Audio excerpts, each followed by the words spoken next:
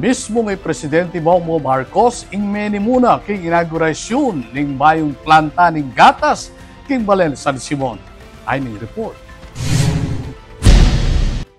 Pepakit ng Presidente Ferdinand Marcos Jr. ang suporta ning administrasyon king pamagpasikan king industriya ning gatas king bansa kapamilatan ning inaugurasyon ning Farm Fresh Milk Plant king Global Asiana Business Park 2 king San Simon, Pampanga. Agpang king Presidente agyo nang magproduce ning plantang hanggang 32 milyong litro ning pasteurized milk at migit 2.4 milyong litro ning yogurt balang banwa. Kaya ng Presidente Marcos king seremonya, i-Malaysian Ambassador Datu Abdul Malik Melvin Castellino Anthony, reng opisyal ning Farm Fresh Berhad at Farm Fresh Milk Incorporated at reng miyembro ning gabinete. At tsuya naman keti, i-Governor Lilia Pineda. Kaybat ning ribbon cutting, metong atur, king production plant ing Gewa keti. Sa pagpapasinaya natin ng Farm Fresh Milk Incorporated Plant, layo nating tiyakin ang karagdagang lokal na produksyon at supply ng gatas sa bansa.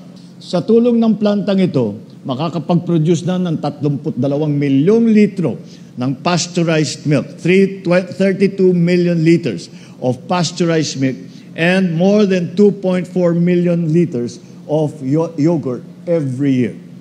Magbibigay din nito ng mga oportunidad na magkaroon ng kabuhayan ng mga magsasaka at mga farm workers natin dito sa komunidad. Dinikdik ng PBBM ang pamagpatupad ning Dairy Industry Development Program ang makatuki king Republic Act 7884 o National Dairy Development Act of 1995.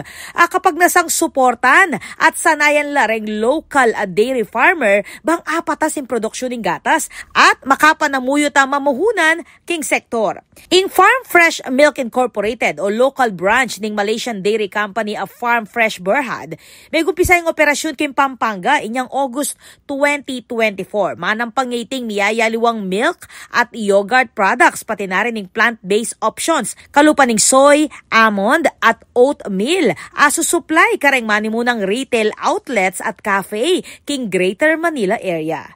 Ako po, Patricia Mamangon para king News Force Pampanga. Balitang tutuking Balen, susuyo.